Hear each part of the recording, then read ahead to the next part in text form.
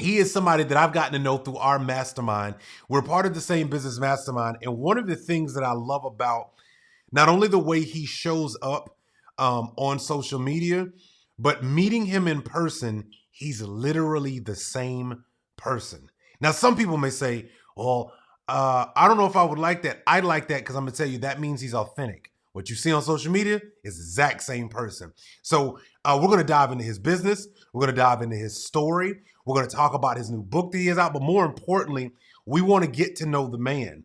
We want to understand what makes him tick and why is it that like he has this serious love for his family and his business, and what he's been able to build is like resonating with a lot of people. So ladies and gentlemen, I want to introduce to some and present to others a good man of faith in the business world, in the community, and here to talk to us at Side Business Builders, Mr. Billy Sticker. Billy, how you doing, sir? Hey, Chris, man, thanks so much for having me on. This is exciting. I love what you're doing. It all these people that have jobs, how many of them want to not be at that job? Yeah. So many, and it's especially when you have a good job. I was there.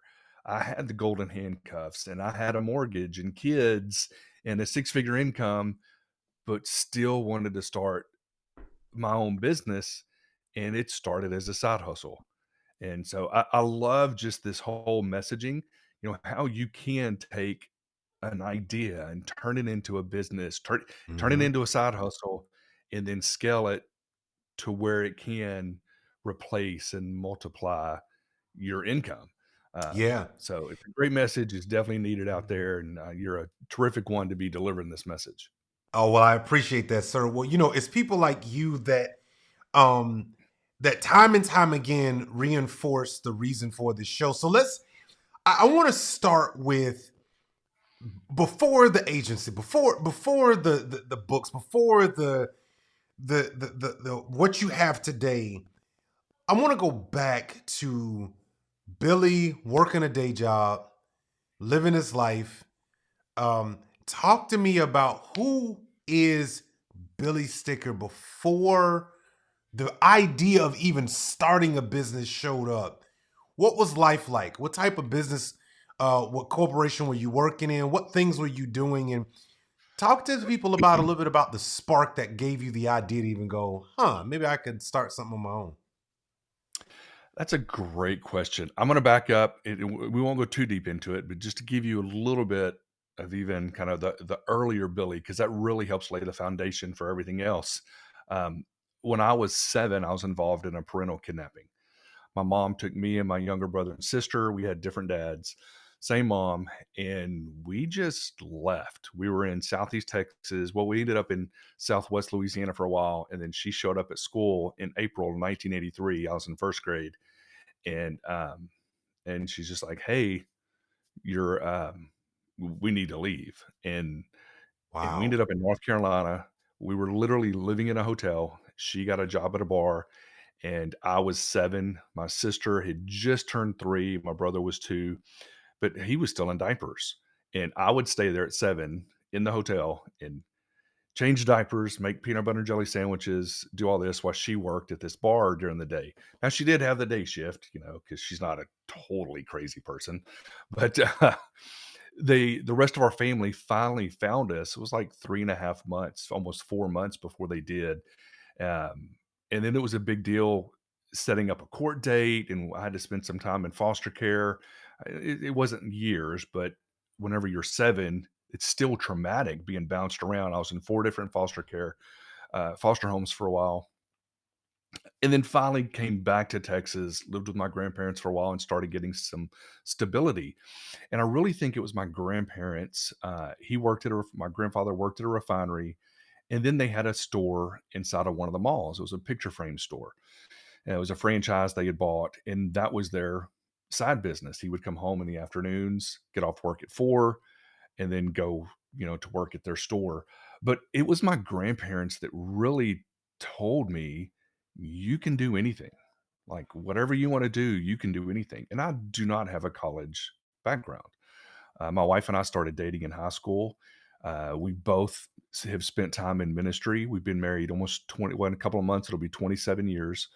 Um, but she went to school for nursing. I just started working and was working in the oil field for a little bit. And then I got into sales and I worked for a precious metals company. We did um, rare coins, gold, silver, platinum.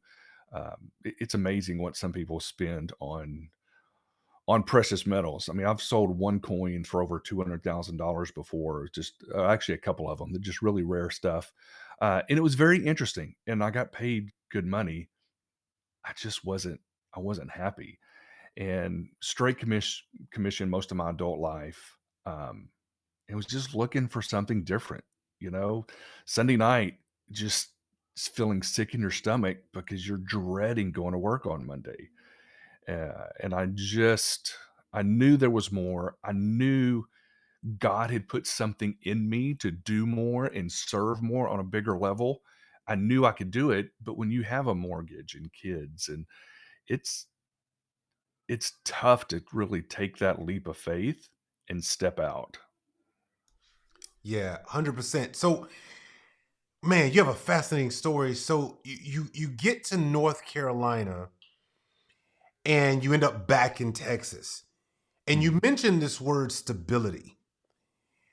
How did stability play a part in marriage? How did stability play a part in just even raising your kids, knowing the experience that you went through, but also having that gnawing feeling of saying, there's got to be something more to me just going to work and coming home every day? Yeah. How did you balance that gray space? Because I would imagine that's a difficult conversation to have with your wife, as well as also knowing that, well, there's a potential inherent risk that I might lose it all if I start my first business. So how did you navigate those kind of feelings, and what were those conversations like between you and your wife about starting a business? We we had done a couple of different multi-level marketing businesses, like a lot of people. Some we had a little success with. One we were actually having, well, two we were having fairly decent success. I earned the BMW and, selling these shakes and stuff and we were doing pretty well. But at the time I was a sales manager at our company and the owners of the company came in. They're like, look, it just doesn't look good. You being the manager, basically telling our salespeople, "Hey, look, this job is enough. Yeah, except for me, I'm going to do this other side gig." And they basically threatened to demote me if I didn't quit. So that was one thing. But my wife always knew I just had this desire to do something on my own. But like most women, she has a strong need for security. And so I worked for this precious metals company, actually a couple of different ones, for about 17 years.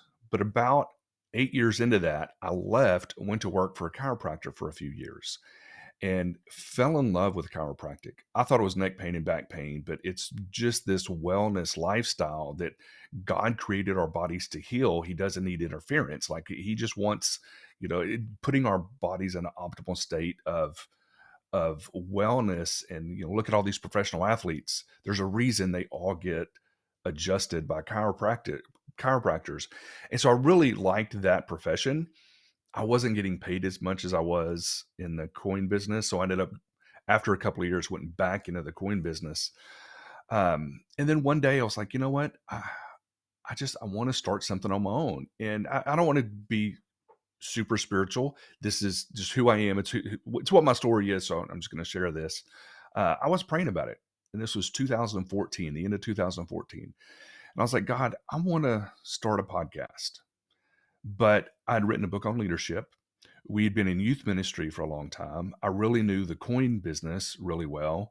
I'd worked for a chiropractor. I felt like I had some different options on what to do. And so I was just wanting direction.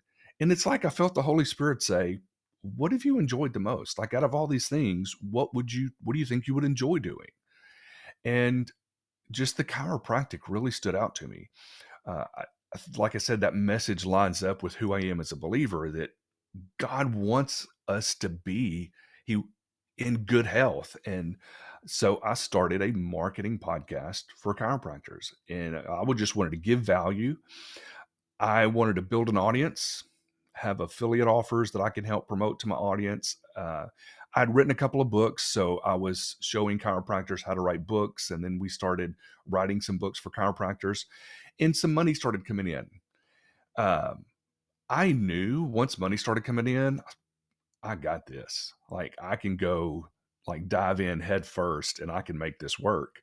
But got a mortgage, right? We've got these kids that are still in school and living at home. And so I really knew that my wife, her name's Rusty, I knew God was going to have to speak to her.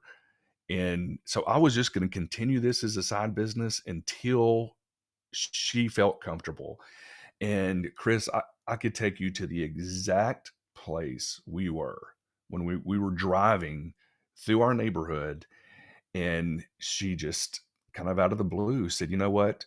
If you can do this well part-time, imagine what you could do full-time. I think it's time you quit your job." Wow. And I'm getting chills thinking about it because I I looked at her Wow. and it was like, "Willis, you know, would you mind? I will go in tomorrow." Like, Right, and we right. had benefits and retirement and all this stuff. I was Yeah. like, I will like, are you sure?" And she's like, "Yeah, I think it's time." Hey, you're enjoying this episode, right? Well, there's something I wanted to share with you. Have you ever heard of the triangle of value?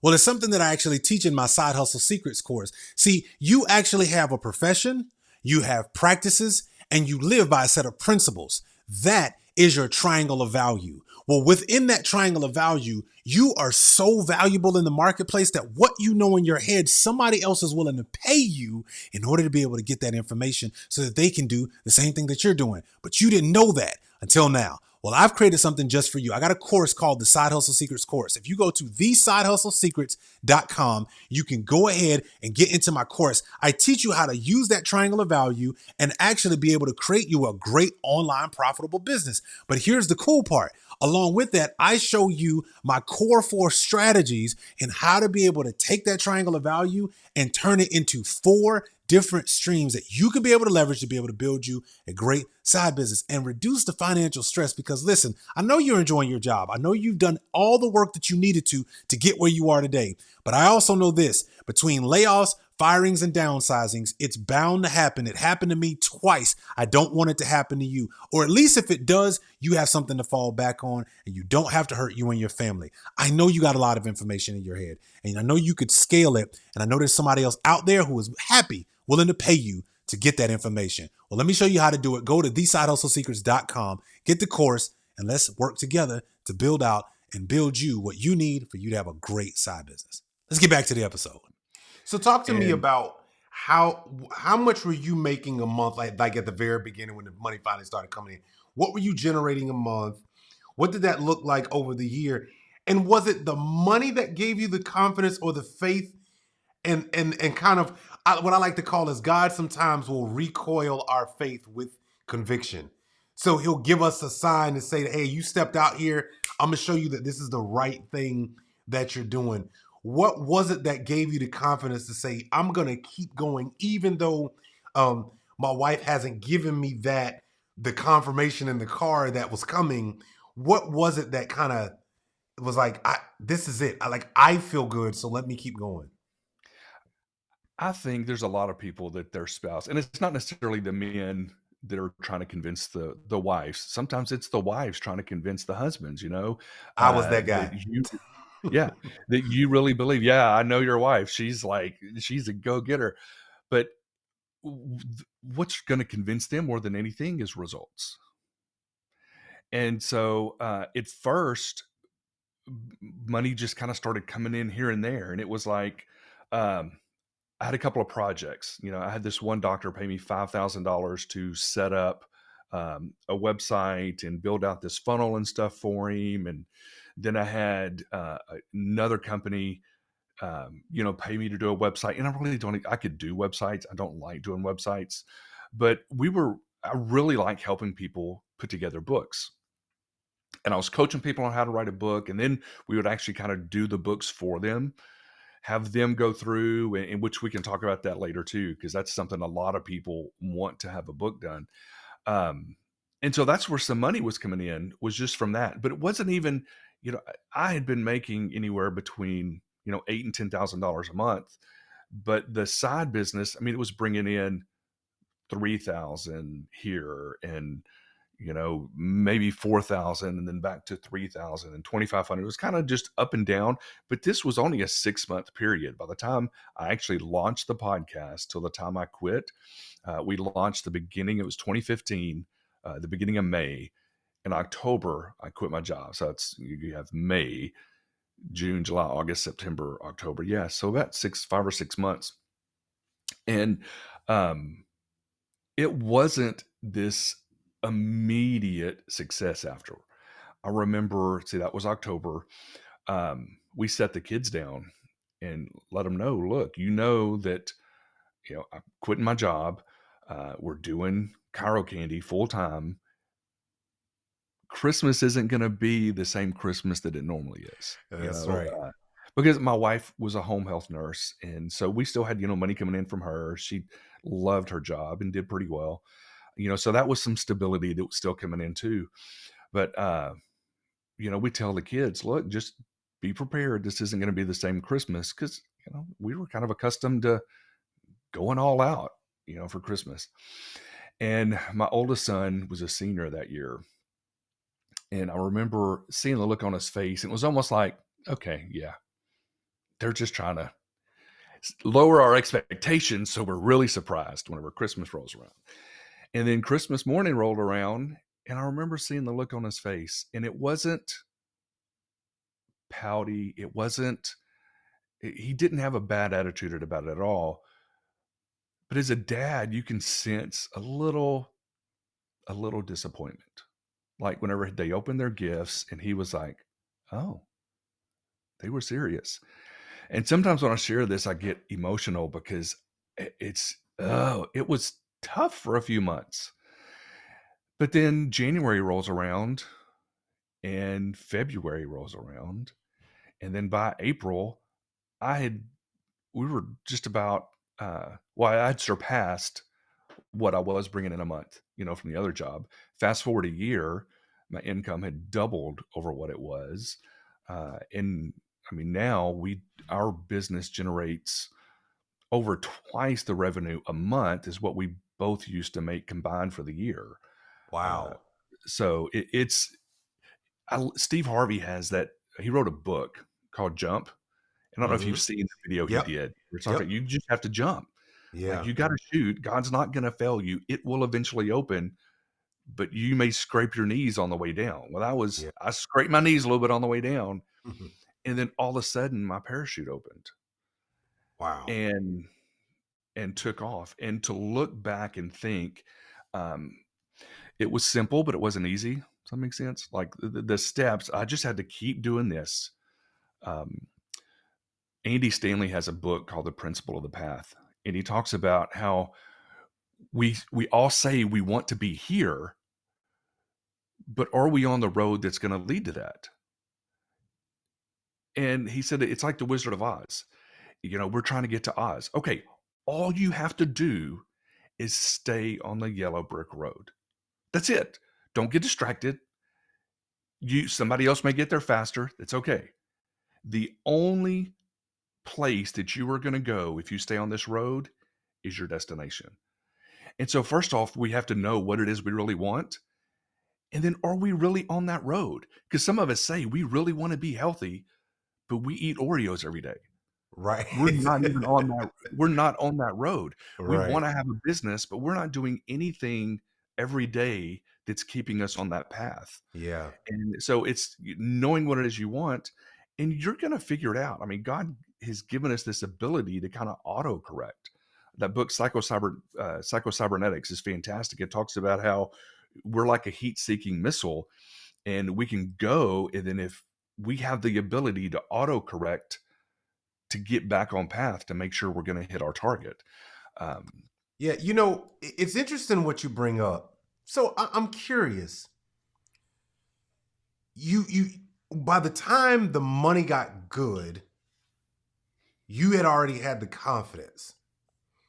I want you to speak to the person who finally had their first actual payday.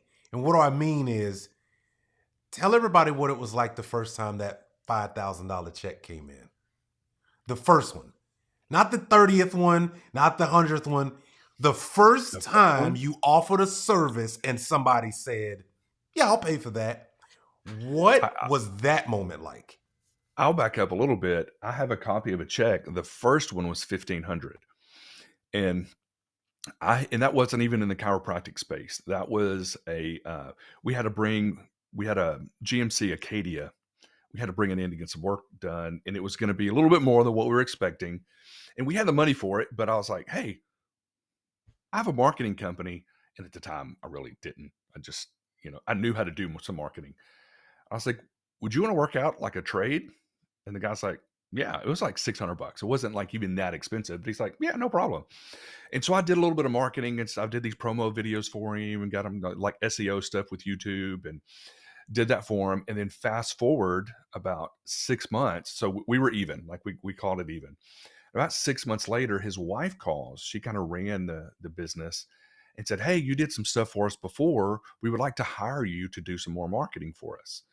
And so I went up there and I was like, "Okay." You met with them and said, "Well, what I charge is $1,500 for the first month. Then after that, it's only $500 a month. And this is what I'll do."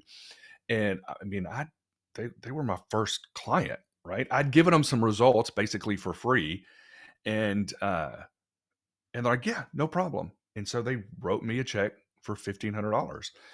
And I remember taking that check home and I was like, "It worked." And that 1,500 may as well have been 15,000. Like it was just so different, me going out and actually killing what I'm eating instead of, working from our regular job. And so that gave me some confidence. But I didn't want to work with mechanics. I didn't want that to be my niche. I wanted to work with chiropractors. Um, so then fast forward, and then I quote somebody $5,000. It was $2,500 up front and $2,500 in 30 days or whatever. And it was just like, man, I did it again. And once you do a few, and so I talk about this in my Blessed Entrepreneur book. The second half of the book is literally 5 steps to launch, coming up with an idea for a business and then launching that business. Like, these are the steps that you need to do, and you can actually follow it and you can see that this is what companies do. You have to have some kind of, what problem are you going to solve? What's your product that you're going to use to solve it? What's your plan? But you need some proof. And so I always tell people, you've got to make sure this is going to work. And even if that means you providing the service for free, so you can get a case study, you can get a testimonial, and or maybe they're paying the ad spend. If you're doing some kind of agency or whatever, or even if you're doing landscaping, okay, you need to do some for free to show people this is what I can do. Uh, you don't necessarily do it for free every month for them, but you know what I'm saying. You need some kind of proof, but the proof does a couple of things. One, it allows you something to show other potential clients, but the proof also builds your confidence. This is no longer just an idea. When you get results, you're like, "Okay, I thought I could do this. I really can do this." So it builds your results too. And so I think that's what the money did also. I mean, yes, I was excited. Every one of those checks at first that came in was just, I just couldn't wait to tell my wife, right? I wanted to celebrate, and it felt like such a big deal. Then, our company, actually, one of the clients we wrote a book for, asked me about doing some Facebook ads. He had said he had been trying and was struggling with it. And I said, "Sure, let me give it a shot." Now, this was probably the very beginning of 2016.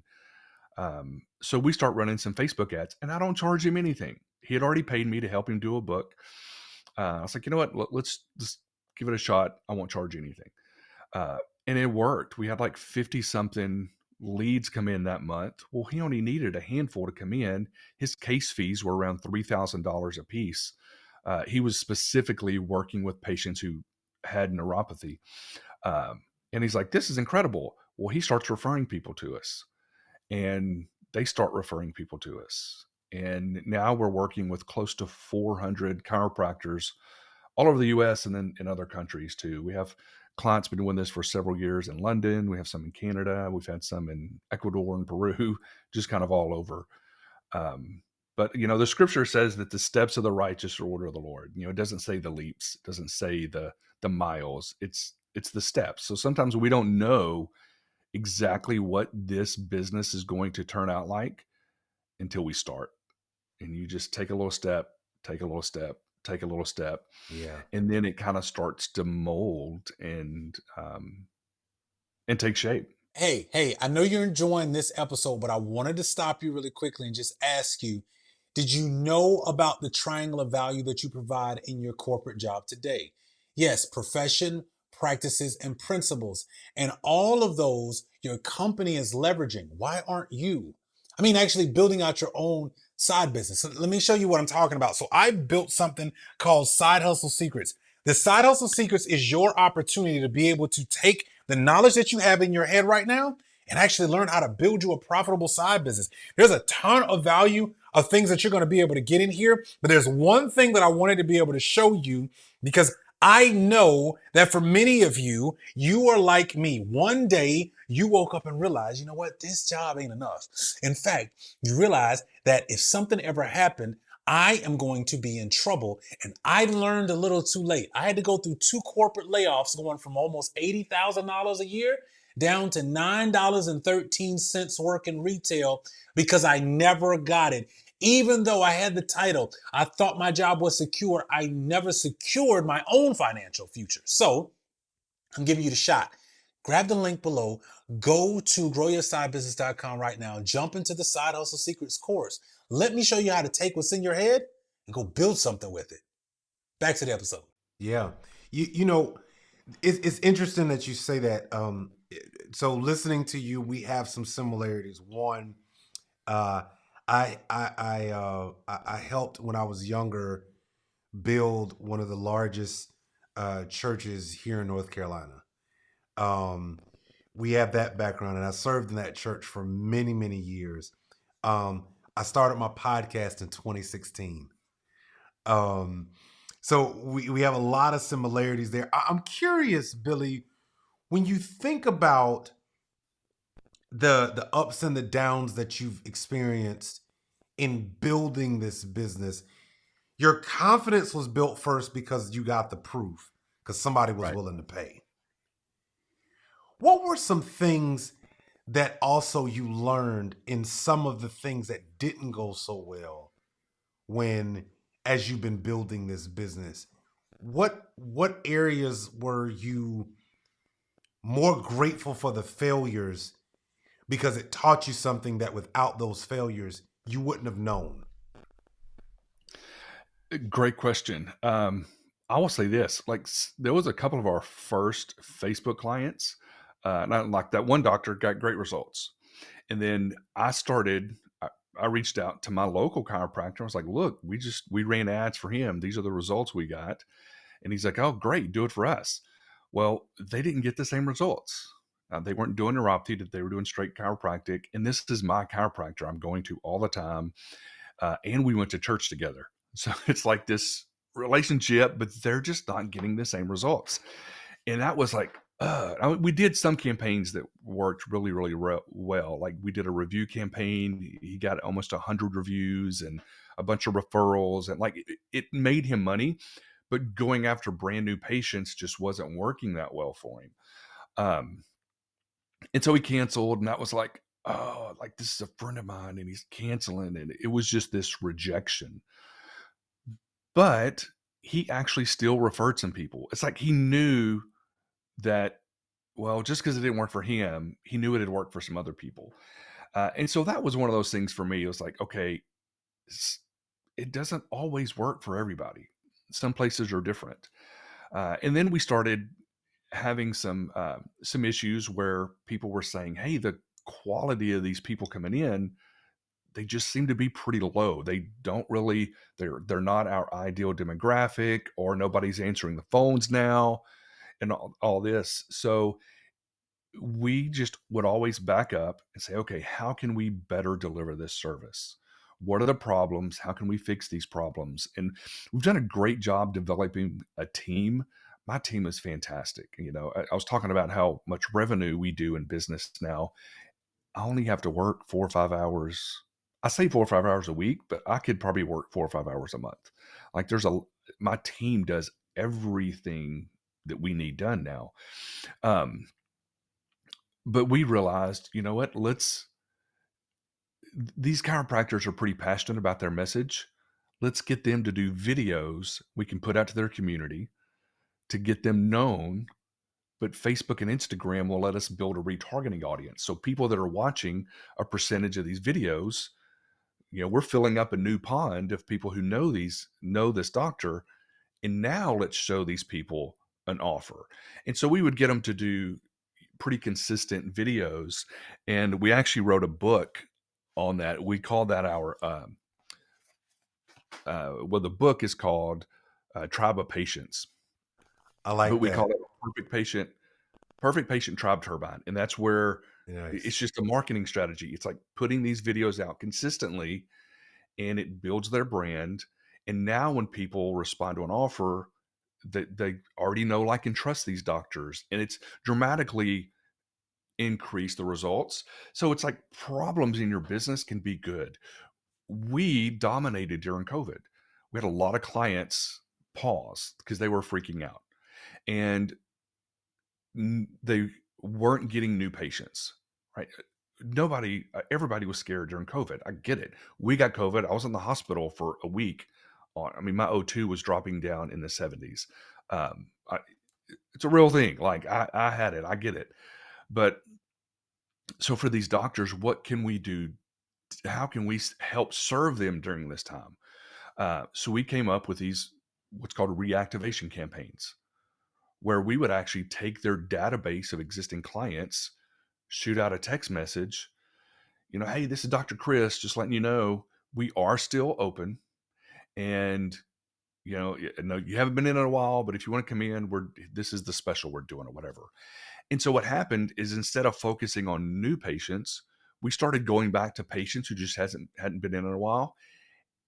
And it kept their numbers up, kept their volume up. We were able to really help a lot of people because we just looked to see, where is the opportunity in this? Yeah. So problems or opportunities, that's the thing. People make money by solving problems. Yeah. So when you have a problem in your business, either you solve it or you pay somebody else to help solve that problem. Yeah. But that's really what business is. Yeah. You know, it's interesting that you say that, because I tell people all the time, like, and it hit me as I was building my first side business. I mean, you know, there was and we'll talk about this. I really want to, because I posted a question out on social media a couple days ago, and it's been interesting, some of the responses. But I remember, like, looking around one day. I built my first business just like you, but we built it in direct sales, health and wellness company, and I couldn't believe the money I was making outside of my day job. Like, I was having an out of body experience, mainly because my identity was in my corporation.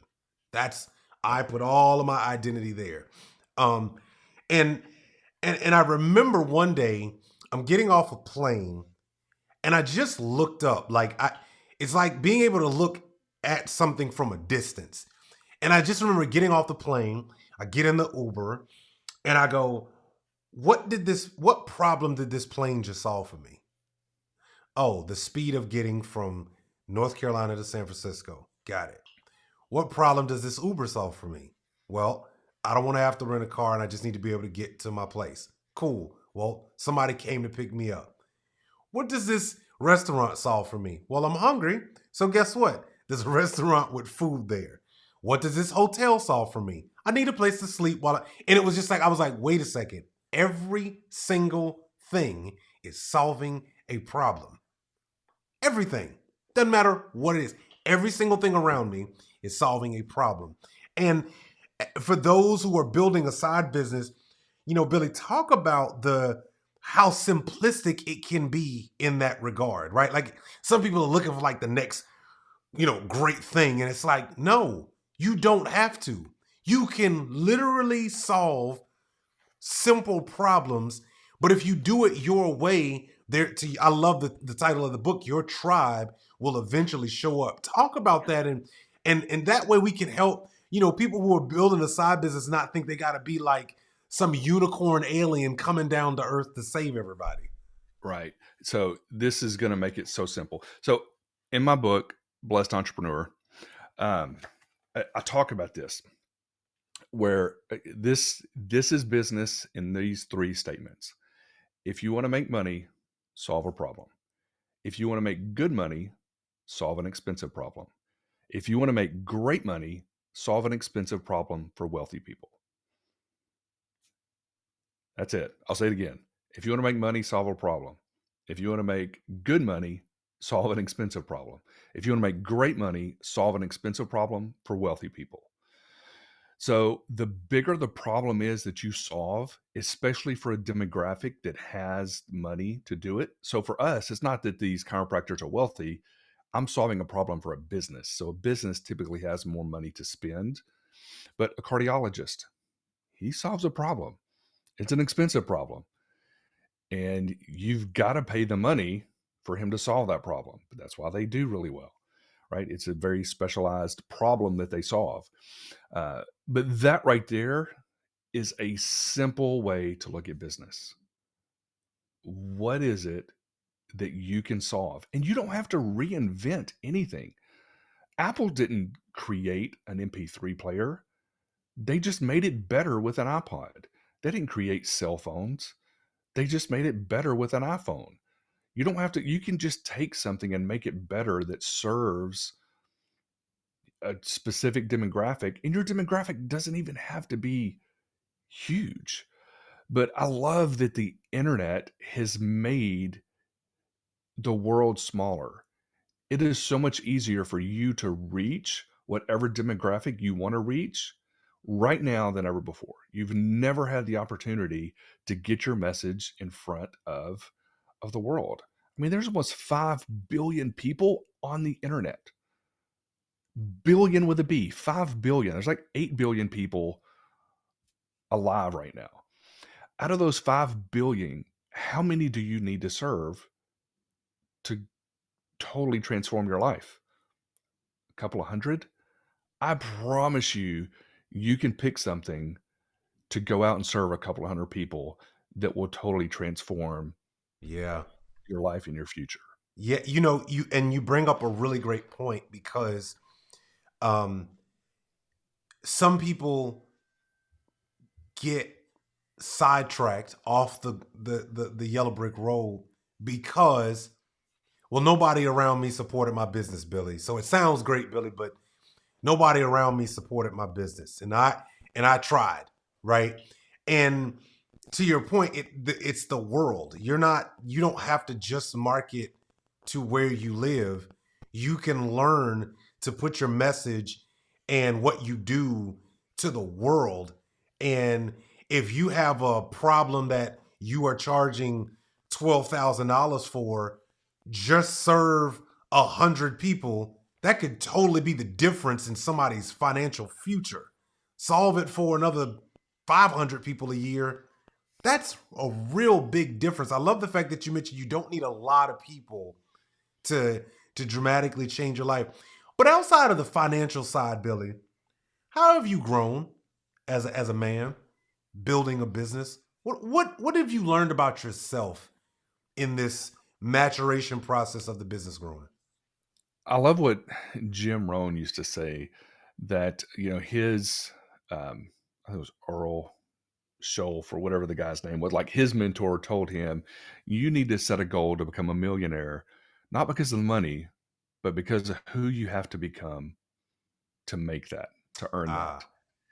And I shared a video, and I talk about this in the book too, that whenever I was working for the sales company, whenever I was still in sales, or the coin company, when I was still in sales before I was a manager, I was making around 70,000 a year, and I wanted to make 100. And so I write down this goal setting thing, right? Like I want that, and a new truck or whatever. I wrote down some other goals, and it was like God came down, like the Holy Spirit put his arm around me. He's like, okay, let's talk about this 100,000. And growing up in the church, there's this mindset that, oh, money's bad, right? And I was like, all right, God, I don't want to be greedy. If my cap is 70, if my cap's 50, whatever, I would rather be poor in your will than wealthy out of your will. And then I just felt the Holy Spirit say, well, look, you've got this, your goal to make a year. What if you set that your goal to give away a year? And I've always been a big giver. Well, I've always been a giver.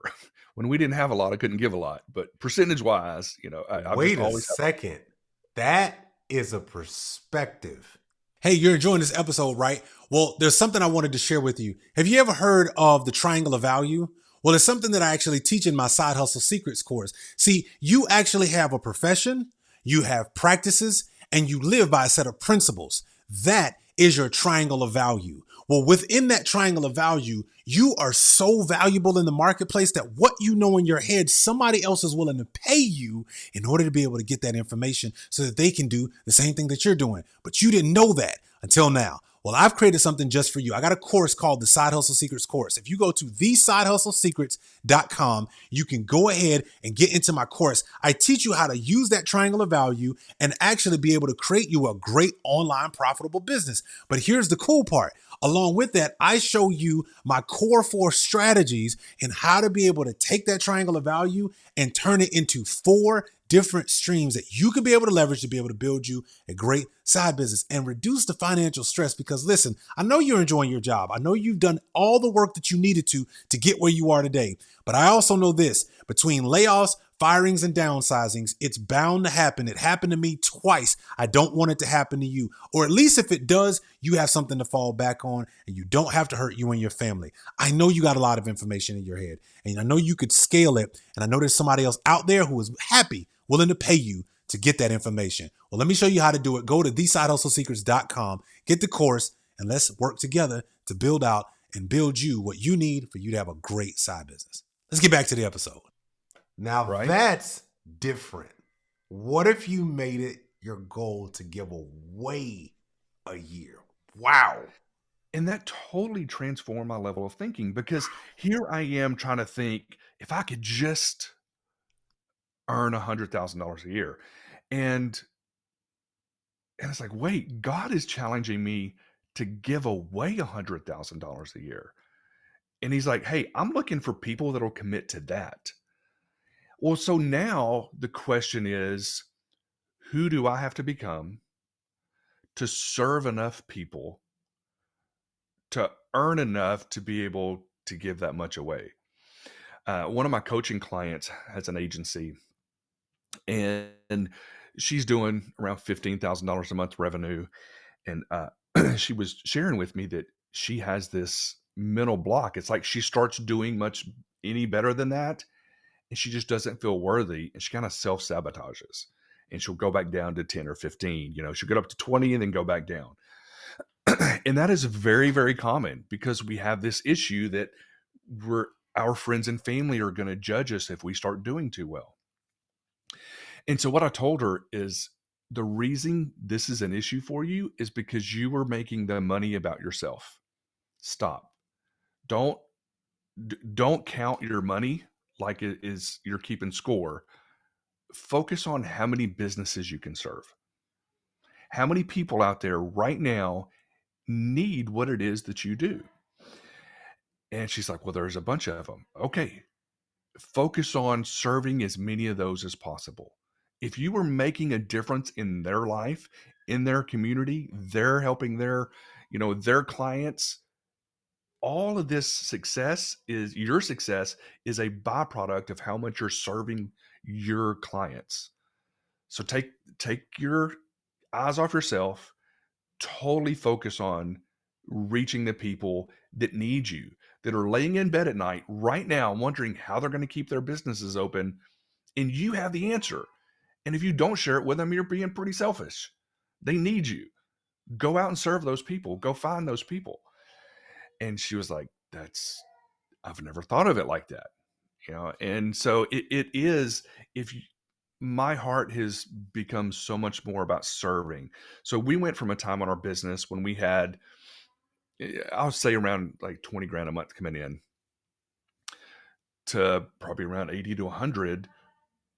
It's like us, as far as me and my wife, my family, our income didn't change, right? Because we were growing the business. We had to hire more staff, and all of our team lives here in Texas. They all work from home, but they're spread out. They're W-2 employees.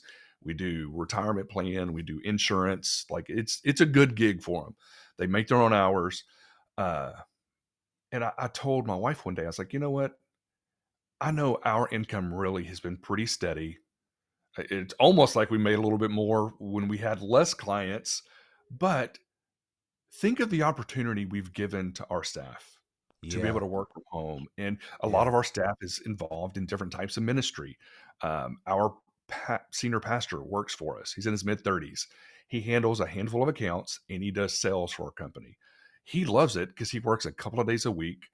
It's good income for him. And he jokes because he likes nice shoes. And he goes, I have no issue wearing Jordans and feeling judged, being on the platform on a Sunday because people know I have another job, right?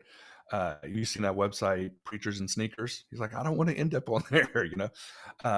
But we have people that are in youth ministry that work for us and just do all this other kinds of stuff.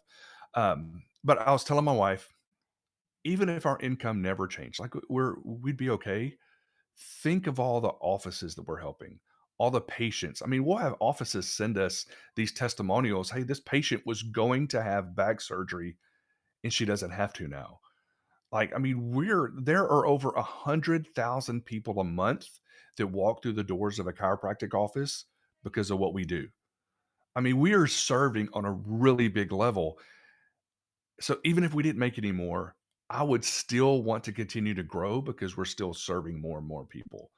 Yeah. And then there just came a time where all of a sudden our income, like it went up and then it plateaued for a couple of years, and then it started, increasing again. So, um, but yeah, my heart is so much more. I think whenever you do start your business, we're all selfish, right? Yeah. We all want nice things, but when you can change that to how much value can I create Yeah. to serve? Like, I want people to say, gosh, my life is better because of Billy, right? Hmm. Billy's in my what he does, what he says, it just makes me a better person.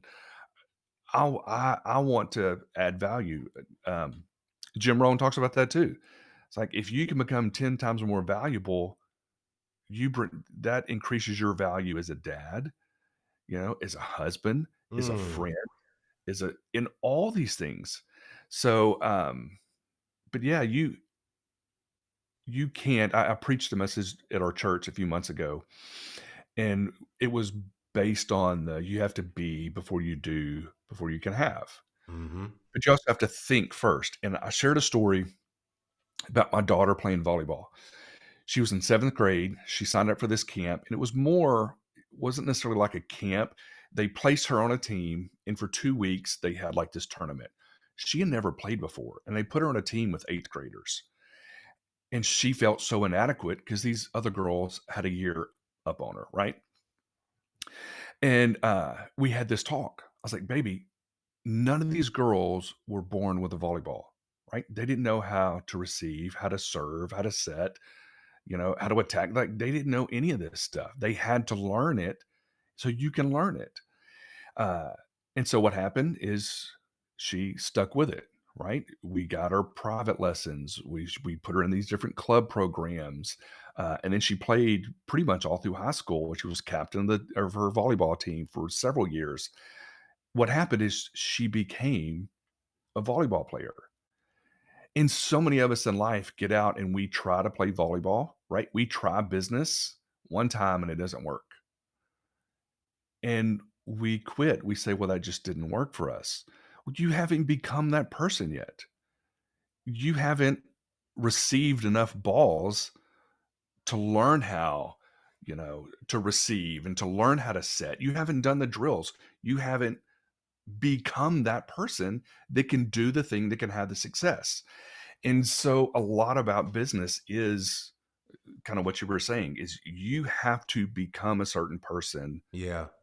that can have those results. Yeah. Hey, I know you're enjoying this episode, but I wanted to stop you really quickly and just ask you, did you know about the triangle of value that you provide in your corporate job today?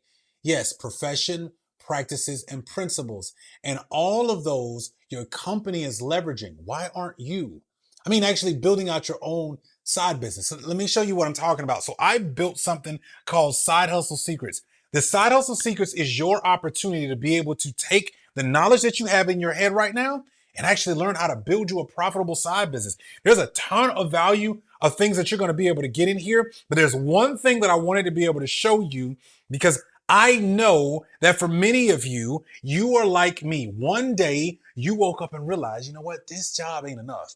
In fact, you realize that if something ever happened, I am going to be in trouble. And I learned a little too late. I had to go through 2 corporate layoffs going from almost $80,000 a year down to $9.13 working retail because I never got it.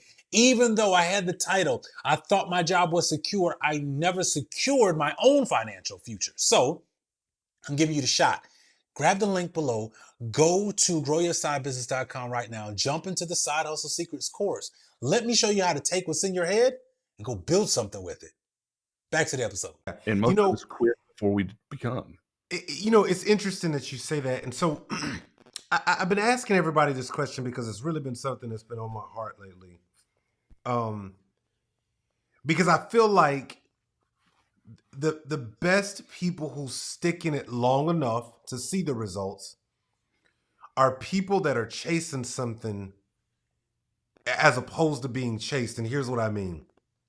In life, when you're climbing the corporate ladder, you got the job, you get the title, right? A lot of my listeners are, they're mid to upper tier in their career and they feel like, they've robbed, but they're feeling that itch, right? Or they're growing their side business already and they're just trying to learn the next steps. And some of them saying, man, it hasn't grown yet, and it's not there yet.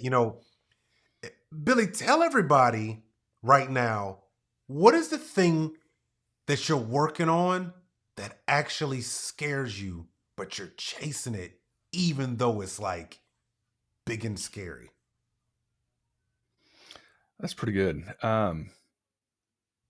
We've done a great job building a business, not a job, right? So it was a job for a little bit, and I was able to think a certain way and put people, in positions to where I don't have to work at it anymore. And we're in the process this year of launching an agency coaching business that's going to teach. I mean, there are tens of thousands of agencies out there, people that may do marketing for just a handful of people that are real small, or people that are wanting to start a business. And this is going to be an agency coaching program that will teach you how to go out and get your first clients, how to service those clients, how to keep those clients, how to duplicate it, and then how to work yourself out of a job, right? How to grow it to where you're not the one doing all this stuff, where you can actually grow a business, not a glorified job. And then also taking people who already have, I know several people that I'm friends with that have successful agencies, but they're still in fulfillment, that they haven't been able to do what I've been able to do and get out of it. Um, but I've got some people that I'm partnering with that have really, really big audiences. And at first I kind of didn't feel qualified. Like we were talking about, hey, what if you put together a program teaching people how to do what you've done? I was like, yeah, but I don't do anything. Like, yeah, that's the point. People want to be able to have a job where they don't have to do anything anymore. How did you get here? How did you how to do all this? And we have really, really big expectations for this. We know there's a huge market. Our heart is really to go after kingdom entrepreneurs, ideally, because I believe the purpose of wealth is ministry. I'm not asking other people to believe that, but I would love to be able to help the church and help Christians change their mindset. And this is one type business that you can go out and start, but then you can help grow the kingdom, right? The more money that you have, the more you can give, the more lives can be impacted. And let's, fill up heaven. That's my goal. It's a big goal. We have some pretty lofty plans and ideas with it. Um, and I think it's can be a lot bigger than the business that I have now. Man, wow. That's pretty cool, especially given knowing your core of like what you're ultimately after. Now, when you think about what's scary about that, and you think about like the work that you already see before you, right? There's things that you see before yourself. I know for me, one of the changes that I had to make mentally was being okay with big numbers. That's always been one of my struggles. I've Yeah. always struggled with like the larger the number got, I would get skittish. It's just I would get skittish. Even to this day, I still get like some uh little nervousness about big numbers. Talk to our audience about the joy that you see personally, because it sounds like you have a real joy behind helping other people get it, behind seeing them operate and grow on their own.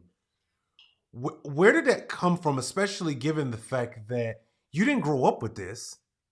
Mm-mm. You didn't your path clearly wasn't on that path when you started. And it's highly unlikely for you to end up where you are today without God, without some direction, without some grit. What, talk to our audience about why you pushed through the things that you did to end up where you are, because our audience is everybody's dealing with something, right? They're dealing with the scare of a layoff. They're dealing Yeah. with the what I like to call the golden handcuffs of corporate America. Some people are Sure. dealing with the time in which their children are of the age, right? And they're like, yeah, but my kids are this age and I don't want to do this and I'm afraid of this. Some of them are afraid of rejection, right? There's everybody's kind of got their thing.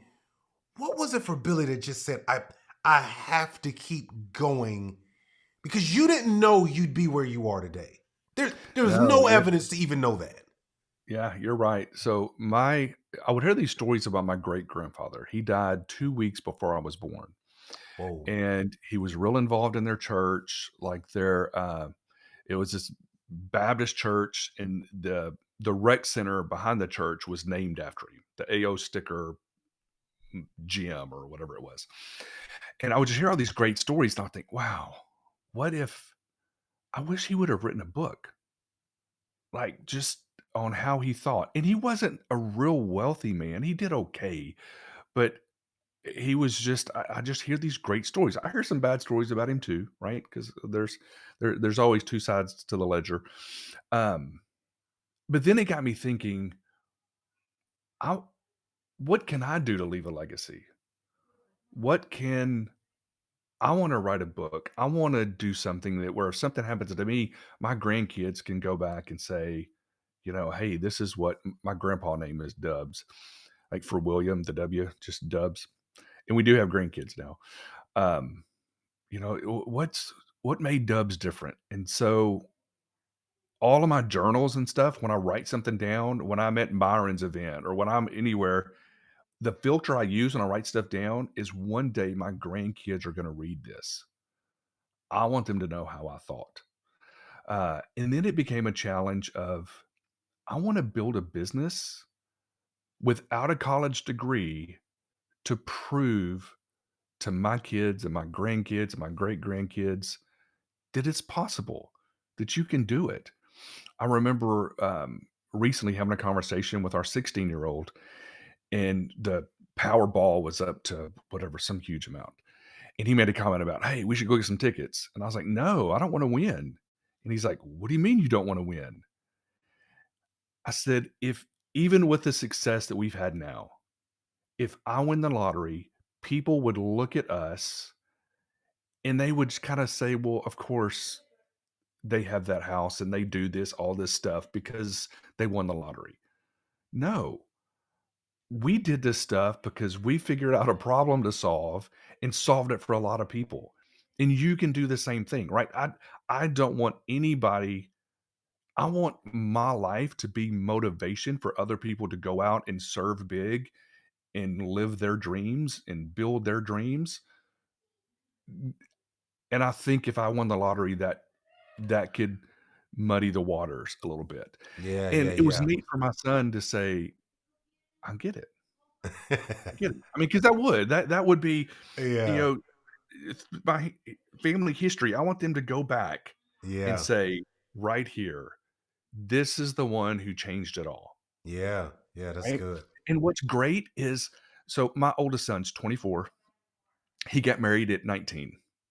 And his wife, their family's from El Salvador, and her parents and us, we set the kids down. They were 18, wanted to get married. We're like, no, slow down. No. But they did anyway. She Right. finished her bachelor's in 3.5 years. He finished Wow. his in 4. They built a house while they were still in college. Wow. Uh, they now have, so they help run Chirocandy, and they do really well. Like they're basically our COOs, and or he's like the Wow. COO of the company. He's brilliant, but he started a side hustle. He's got this. He works from home. He works kind of part time Yeah. because we've got such a great team. But so we have Cairo Candy. He started Church Candy. He was youth pastor at our church and was Mhm. running ads for our church on Facebook. The same ads we do for chiropractors, he started running them for churches, Wow. and our church doubled throughout COVID.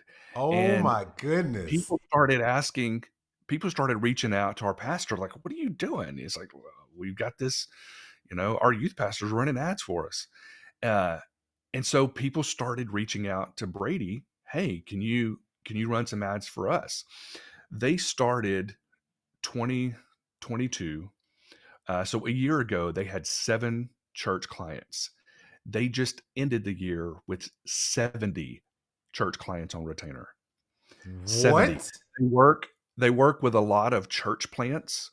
Wow. I don't know if you're familiar with ARC. ARC is an organization that Yep, I'm helps. familiar with art. Yep. Yeah. Yep. So ARC now partnered with Church Candy, and I have no, if like it's my son that owns it. It's Oh 100%. my goodness. ARC partnered with Church Candy, and now they're paying for like 6 months. That may not be exactly right, but they're paying these churches or Brady services to get these churches launched. Oh my goodness. The average church. So ARC's real big about, you want to launch, if you're going to launch in the fall, it's like one of the weekends in September. Right, right. If you're going to do it in the winter, like one of the this past weekend was a big. They had several churches launch. The average church had over 250 people there for their very first Sunday, and it was because of Church Candy. Like, Wow. because of what they're doing. He posted the other day saying, he was talking about these churches coming up, and they already had 1,168 families. This was like a group of churches scheduled to be there for their grand opening. He's making a huge impact in the kingdom. And it's funny Wow. because he's like, "Dad, this is our side hustle. Like we're not, we're just stacking this money. It's just sitting in the bank." Because they're Wow. living off what they get from Chirocandy. So Yeah. going back to being the one that kind of changed everything, I'm already seeing it in him. And then now my daughter, she just got married, and they're starting to work with, well, I won't even say the niche, a different niche. They work for us, but Yeah. they're starting a side business doing marketing for a different niche right now too. Yeah. Uh, That's gotta feel good as a dad. it does. It's like, let me Yeah. tell you, when we were 24, we were not in the same position they were in. Right, right. This goes back to the question of the day. We're doing an audio series right now. On our audio experience of the podcast, we're having 31 reasons to grow your side business. So every day I'm dropping an episode. In today's episode, I talked about the cost of ignorance. There's a great quote that says, um, ignorance costs you more than education. Talk to So me true. about why ignorance in your mind is so expensive, and why some people what I've found is, why is it that some people will go their entire lives choosing to remain ignorant, whether it's about diversity, whether it's about new information, whether it's about, AI, whether it's about building a business. Like, why do you think that it's easier to choose the ignorance in which, by the way, we can be fed? We can be fed ignorance. We can be taught to stay ignorant. But talk to me about what's the real danger in choosing to stay ignorant. I'm going to put a little bit of a spin on it. Sure. So knowledge is everywhere, right? You can literally reach in your pocket, pull out your phone, and answer any question. That's incredible to think that this is the age we live in. So knowledge is abundant, but the difference between knowledge and wisdom is application. If you are not applying what it is you know, then the Bible says you're a 4-letter F word. The Bible says you're a fool if you know what you need to be doing and you're not doing it. And so wisdom is actually taking action on the knowledge. And sometimes that can even be taking action to go find the knowledge that you know you need, right? If I am, okay, my son has a Durango, my 16-year-old has a Dodge Durango. It's 2018 RT. It's a sweet little car, or truck, whatever you would call it. Fog lights are out. I can change fog lights, right? So we got out there yesterday to change the fog lights. We look, well, actually nowadays you've got to turn the wheel. It's not like reaching under the hood. You got to turn the wheels just right. You got to take that insider, the like fender wells. You got to take all this stuff off, and we didn't have the right tools. So of course we go to YouTube, right? Because we're going to get the education that we need to do the thing that we need to do. And then it became apparent we don't have the equipment, we don't have the tools. I'm just going to go. We made an appointment. We're taking it to the shop. We're just going to pay for somebody to do it before we mess something up. But the education's out there. So sometimes you know what it is you don't know, and you just have to take the action to go out and get that education. Because the longer you wait, look, a year is going to go by, whether you want it to or not. You can't stop it. You can either be working on that education that's going to get you, I'm not saying like college degree, but learning the skills that you need. You can either be working on that for your side hustle or not. Time's going to go by either way. But going back to the principle of the path, if you're really wanting to get to that place, you have to start doing the things that are going to get you there. And so that's where the wisdom comes in going out, finding that information, and then not just learning about it, but actually applying it and doing something with it. Hey, you're enjoying this episode, right? Well, there's something I wanted to share with you. Have you ever heard of the triangle of value? Well, it's something that I actually teach in my Side Hustle Secrets course. See, you actually have a profession, you have practices, and you live by a set of principles. That is your triangle of value. Well, within that triangle of value, you are so valuable in the marketplace that what you know in your head, somebody else is willing to pay you in order to be able to get that information so that they can do the same thing that you're doing. But you didn't know that until now. Well, I've created something just for you. I got a course called the Side Hustle Secrets course. If you go to thesidehustlesecrets.com, you can go ahead and get into my course. I teach you how to use that triangle of value and actually be able to create you a great online profitable business. But here's the cool part. Along with that, I show you my core 4 strategies and how to be able to take that triangle of value and turn it into 4 different streams that you can be able to leverage to be able to build you a great side business and reduce the financial stress. Because listen, I know you're enjoying your job. I know you've done all the work that you needed to get where you are today. But I also know this, between layoffs, firings, and downsizings, it's bound to happen. It happened to me twice. I don't want it to happen to you. Or at least if it does, you have something to fall back on and you don't have to hurt you and your family. I know you got a lot of information in your head and I know you could scale it. And I know there's somebody else out there who is happy, willing to pay you to get that information. Well, let me show you how to do it. Go to thesidehustlesecrets.com, get the course, and let's work together to build out and build you what you need for you to have a great side business. Let's get back to the episode. Yeah, absolutely. Absolutely. So let's talk about this candy you created in this marketing firm and the agency. When you think about, building this business, how did you like? Because it's a unique entry point, right? Like, okay, Mhm. chiropractic, cool, right? Um, Obviously, some principles resonate with you because they obviously 100% align with God's word.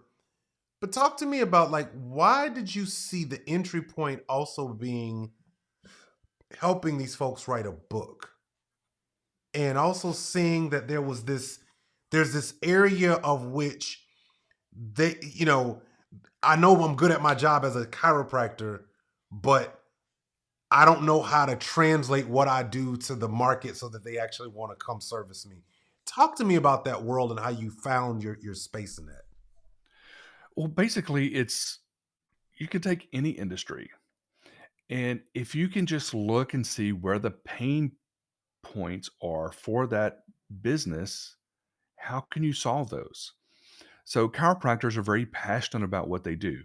You're not going to see very many chiropractors that smoke, right? My Mm, medical doctor was in his 30s and smokes, right? And you would think you're an MD. What are you doing? But it's you know, it's a little bit different mindset. They're so about wellness. They're very passionate about their message. hmm. And so it's like, well, why don't you write a book to get your message out? So you and I talked about this the other day. USA Today years ago had this study that said 82% of Americans want to write a book. Yeah, And I told you, no, they don't. They want to have written a book. Nobody wants to sit down and write it, right? They want to have a book done. And so we just realized, hey, I bet I can write a book and I can do one pretty quick. I can do it pretty inexpensively. I bet you that some chiropractors would like us to help them write books. And so we just tested it. Hey, anybody want to write a book? Yeah, well, but how much time is it going to take? Well, actually, you and I can sit down, come up with an outline, and then my team will do it all. Like it'll be your content, but we'll do the writing and editing and cover design and we'll get it on Amazon. Like we'll do all that. Okay, let's do it. Right. And so that's just kind of how it started. The same thing with the marketing. It's like uh, somebody approached us. That was a need that they had. I just knew that I'm good at marketing. I'm good at it. That's how I think.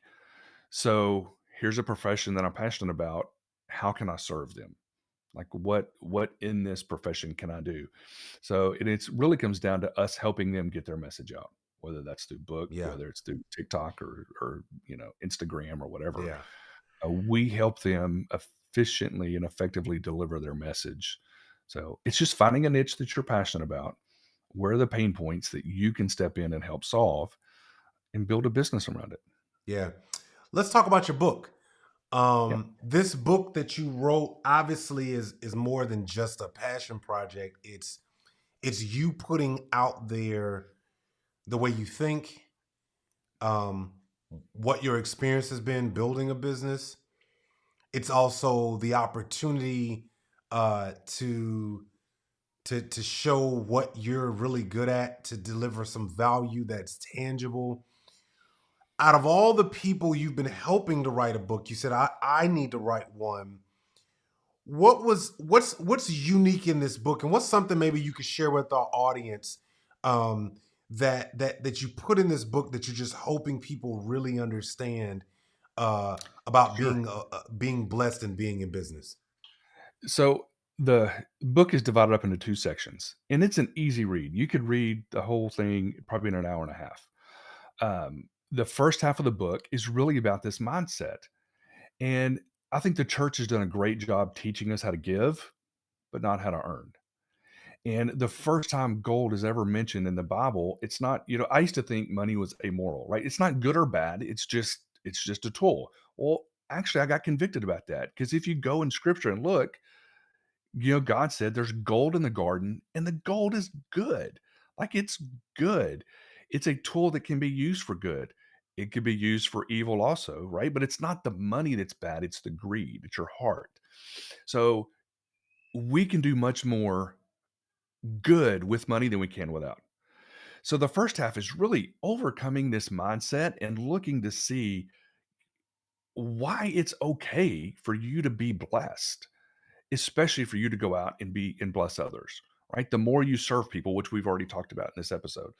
And then the second half is 5 steps that can take you from an idea to testing that idea to scaling that idea, um, and turning it into a real business, not just a job, but an actual business. It's 5 steps. And I've seen this work in businesses time and time and time again. So it's very, very practical. The people that read it, I've really gotten some just tremendous feedback on it.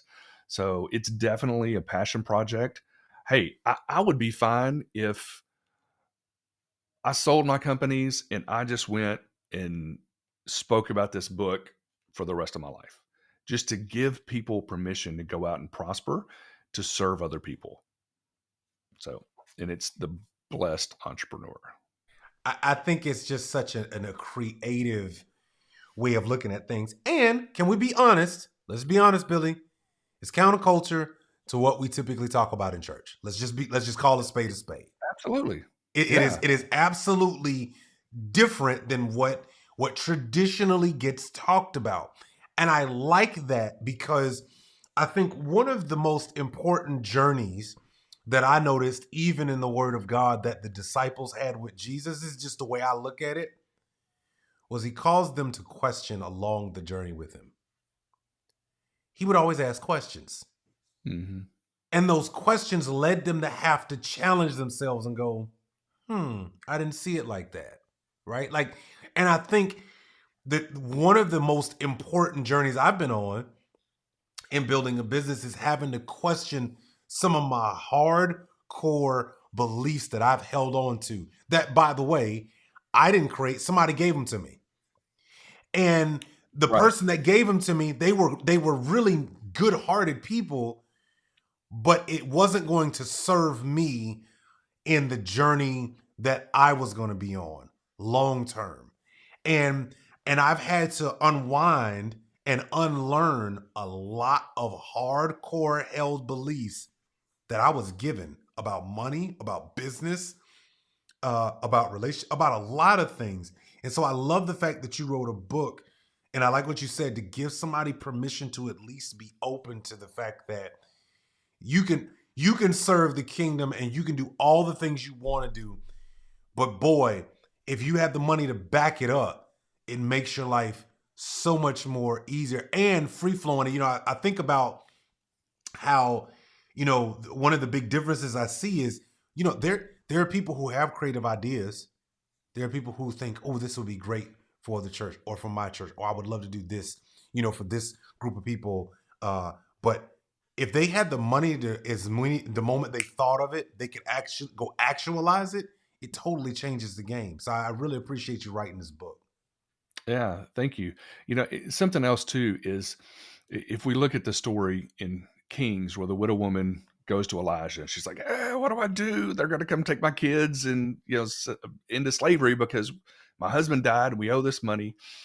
And we're not going to get too deep into the story, but he basically says, what do you have? I don't have anything. I got some oil. So God always uses something that he's already put in you, right? You already have something that he's wanting to use. He's wanting to multiply. But if you go down to the end of the story, she has all the oil. He's like, look, go sell it, right? It's okay to sell stuff. People out there need it. Go sell it for a profit, pay your debts, be responsible, and then you and your sons live on the rest.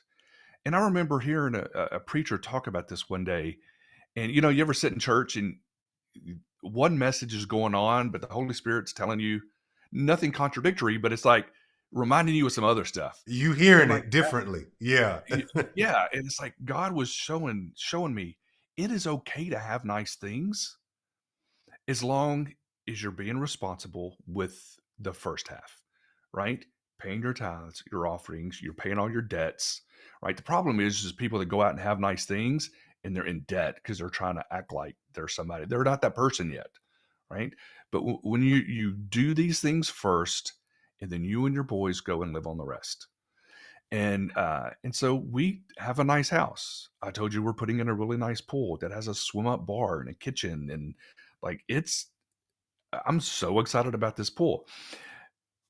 And we used to be in ministry, And we have a bigger impact for the kingdom right now because of our business, because Yeah. of the churches we support, multiple Yeah. churches, the missionaries that we support, I mean, feet on the ground deep in the bush in Africa, bringing tribal transformation, like not just bringing the gospel, but digging water wells and setting up farms and teaching them how to raise chickens and like actually thrive.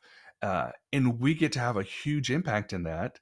And I got to tell you, I have no desire to go out there and do what these friends of ours do. You Yeah. know, they're like, well, look, now they'll cook a goat and you eat on it for a couple of days. It sits out under this tree. And I was like, no, you eat on it for a couple of days. How much do you need? There you Right. go. Be blessed, Right. man. Y'all go do it. Yeah. Uh, and so it's, I love that we can serve on such a big level and then we can live on the rest.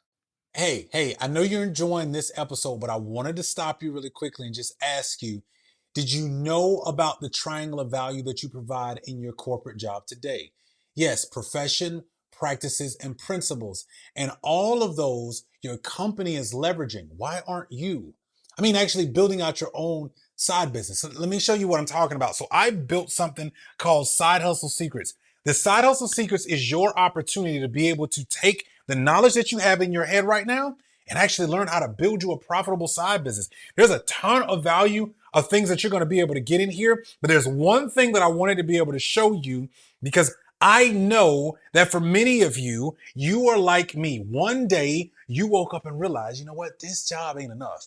In fact, you realize that if something ever happened, I am going to be in trouble. And I learned a little too late. I had to go through 2 corporate layoffs going from almost $80,000 a year down to $9.13 working retail because I never got it.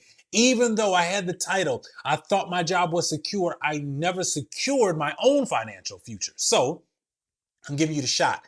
Grab the link below, go to growyoursidebusiness.com right now, jump into the Side Hustle Secrets course. Let me show you how to take what's in your head and go build something with it. Back to the episode.